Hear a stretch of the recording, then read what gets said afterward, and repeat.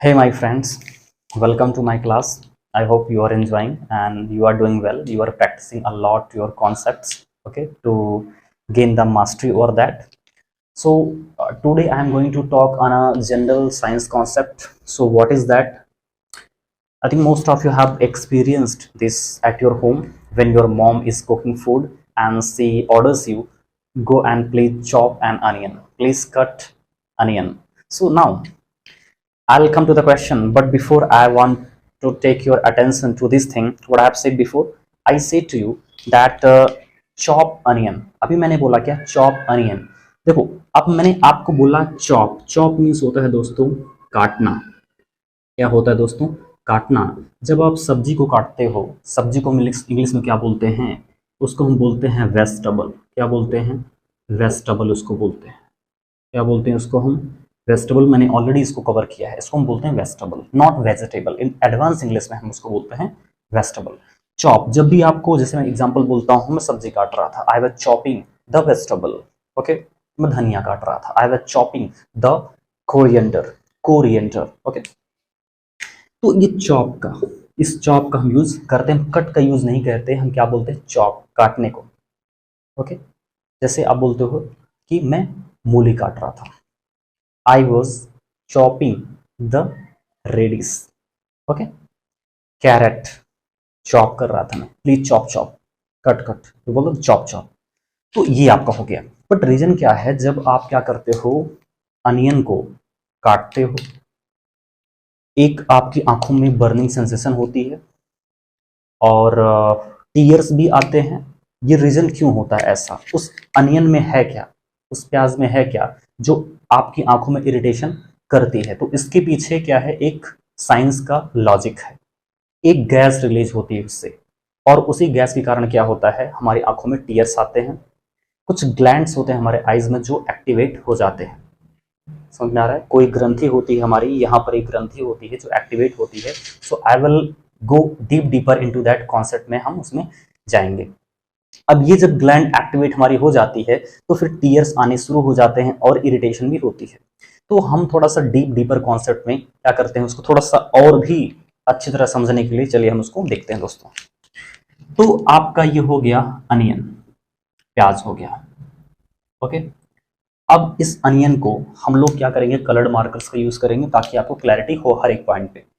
Okay, onion है, आपने इसको क्या किया, चॉप कर दिया, छोटे छोटे पीसों में, इसको पीस में आपने काट दिया इसको. ठीक, अब इसको काटने के बाद आप देखते हो थोड़ा सा लिक्विड टाइप का है. अभी आंखों में जलन होगा, लेकिन आप 2 मिनट मान लीजिए कि आपने कट कर दिया. आप क्या करेंगे, आप देखेंगे यहां पर इसके अंदर दोस्तों क्या मिलता है, आपका अमीनो एसिड होता है. क्या होता है, अमीनो एसिड होता है.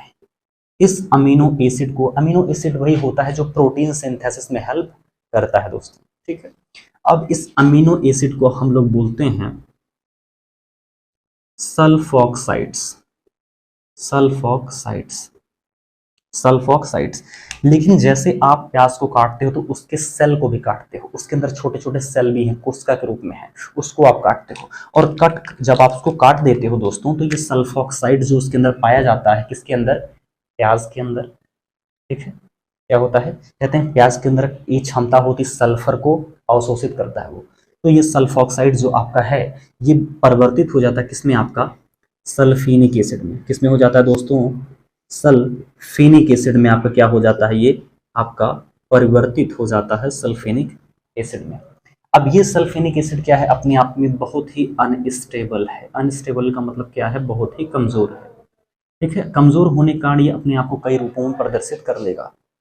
ठीक है, आप अपने आप को कई तरह से दिखा सकते हो. कभी कभी आप जोकर जैसे दिख सकते हो, कभी कभी आप क्या क्रिमिनल जैसे दिख सकते हो. ठीक है, तो मीन्स दैट अपने आप को हम किस तरह से दिखाते हैं, समझ में आ रहा है आपको. ठीक है, चलिए, अब ये सल्फेनिक एसिड किस तरह से दिखाएगा दोस्तों, अब यही हमारा मेन होने वाला है. यहां पर ध्यान जरा आप दीजिएगा क्योंकि यही अब मेन है. एक गैस इससे बनता है. ठीक है, अब वो क्या होगा आपका, उससे बोलते हैं सिन propane. Propane ethyl, ETHIAL, ethyl, एस ऑक्साइड. ऑक्साइड. ठीक है, यही वो गैस है। गैस पे जाने से पहले मैं इसका स्ट्रक्चर बना दूं। इसका भी क्या है, संरचना। जैसे आप दोस्तों स्ट्रक्चर का मतलब मीथेन का आप ऐसे बनाते हो ना, मीथेन गैस जो होती है, कहते हो सर ये मीथेन का स्ट्रक्चर है। ठीक है, केमिस्ट्री में क्या संरचना हम बनाते हैं। आप H2O पानी का क्या बनाते हो आप, H और H। ठीक है, लोन पेयर आप दिखा देते हो, यहाँ पर दिखाते हो आप ऐसे। तो वैसे ही हम क्या करेंगे दोस्तों, इसका भी क्या करेंगे, हम लोग स्ट्रक्चर बनाने वाले हैं। वो स्ट्रक्चर कैसे होगा जरा देखें आप। ठीक है, स्ट्रक्चर कैसे होगा आप उसको देखें। स्ट्रक्चर में आपका होगा H3C, okay, sulphur, okay, sulphur पे प्लस चार्ज, ऑक्सीजन पे माइनस का चार्ज। ओके, ये आपका डबल बॉन्डिंग में बना देता हूँ। सल्फर के साथ डबल बॉन्ड में कार्बन के साथ क्या है, डबल कार्बन डबल बॉन्ड के साथ सल्फर के साथ जुड़ा हुआ है। तो ये क्या हो गया, उसका स्ट्रक्चर आप याद रख सकते हैं, सिन प्रोपैन इथाइल एस ऑक्साइड। मैं इसको अंडरलाइन ऐसे अगर कर दूं, ठीक है, ताकि आपको और भी बेहतरीन ढंग से समझ में आए। सिन प्रोपैन इथाइल एस ऑक्साइड, ये दोस्तों क्या है, ये एक आपकी गैस है। ठीक है, एक वोलाटाइल गैस है जो बहुत ही जल्दी एयर के कांटेक्ट में आ जाता है। इसके फैलने की ताकत बहुत ज्यादा है, इसलिए तो आप वहां पर प्याज कोई काटता रहता है आपकी आंखों में आता है। अब कहानी क्या, लॉजिक क्या कहता है, लॉजिक कहता है कि जैसे ये एयर के कांटेक्ट में आता है, एयर के कांटेक्ट में, एयर के कांटेक्ट में आने के बाद ये हमारी आइज के कांटेक्ट में आता है, आंखों के कांटेक्ट में दोस्तों कहाँ आता है, आइज के कांटेक्ट में, आंखों में आएगा, आपके आइस के कांटेक्ट में आ जाएगा। और आइस के कांटेक्ट में आने के बाद, आइस के कांटेक्ट में आने के बाद ये हमारे एक ग्रंथि है जिसको हम बोलते हैं टीयर ग्लैंड, आंसू निकलते हैं जिससे, इसको बोलते हैं, क्या बोलते हैं दोस्तों, टीयर ग्लैंड इसको बोलते हैं। You will say it as a tear gland, tear gland. और ये टीयर ग्लैंड जो है इसको हम लोग बोलते हैं लैक्रिमल, क्या बोलते हैं, लैक्रिमल ग्लैंड, LACRIMALGLAN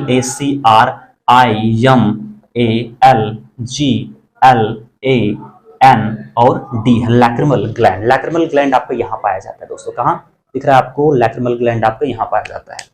अब ये आपका लैक्रिमल ग्लैंड जो है, इस लैक्रिमल ग्लैंड की वजह से आपके जो टीयर्स होते हैं वो आपके निकलते हैं। ओके, ये ऐसा ट्रिगर, ये जो कौन कौन करता है, ये तो एक गैस है, ये गैस एयर में, एयर कांटेक्ट में आई, एयर के बाद हमारी आंखों में आया, आंखों में हमारा लैक्रिमल ग्लैंड यहाँ पर है, लैक्रिमल ग्लैंड को एक्टिवेट किया, और लैक्रिमल ग्लैंड एक्टिवेट होते ही आपकी जलन जैसी होगी, एक बर्निंग सेंसेशन से कहते हैं, एक इरिटेशन होती है, इसे केमिकल इरिटेंट भी बोलते हैं दोस्तों। क्या बोलते हैं, ऐसा केमिकल है जो इरिटेशन करे, इरिटेशन परेशान, कहते हैं ना sir he is irritating me, she is irritating me, why are you irritating me, तुम परेशान क्यों कर रहे हो। तो क्या है दोस्तों, इरिटेट, इरिटेटिंग, केमिकल इरिटेटिंग, जो इरिटेट कर दे आपको, ये है, ये गैस है, एक वोलाटाइल गैस है। ठीक है, और आंसू आपके निकलते हैं। ठीक है, कॉन्सेप्ट सुना है आपका, बड़ा ही छोटा कॉन्सेप्ट था। प्याज को आपने कट किया, सेल को भी काटा, सल्फ ऑक्साइड था, सल्फ ऑक्साइड से आपका सल्फेनिक एसिड में बदला। सल्फेनिक एसिड एक अनस्टेबल है, अपने आप को दूसरे रूप में प्रदर्शित करता है, दूसरे रूप में अरेंज हो जाएगा। आपको पता है कि केमिस्ट्री में अगर थोड़ा सा कार्बन इधर उधर हो जाए तो स्ट्रक्चर कुछ और बन जाता है आपका। तो इसके स्ट्रक्चर में परिवर्तन आ गया और उसको हमने नाम क्या बोला, सिन प्रोपैन इथाइल एस ऑक्साइड, जो एक ऐसा गैस है जो एयर के कांटेक्ट में आता है। एयर के कांटेक्ट में आने के बाद धीरे धीरे हमारी आंखों कांटेक्ट में आता है, आंखों कांटेक्ट में आने के बाद हमारे पास यहाँ लैक्रिमल ग्रंथि है, लैक्रिमल ग्रंथि को एक्टिवेट करता है, एक जलन होती है, बर्निंग सेंसेशन होती है और आंसू आपके निकलने शुरू हो जाते हैं। यही सारे कॉन्सेप्ट आपके होते हैं।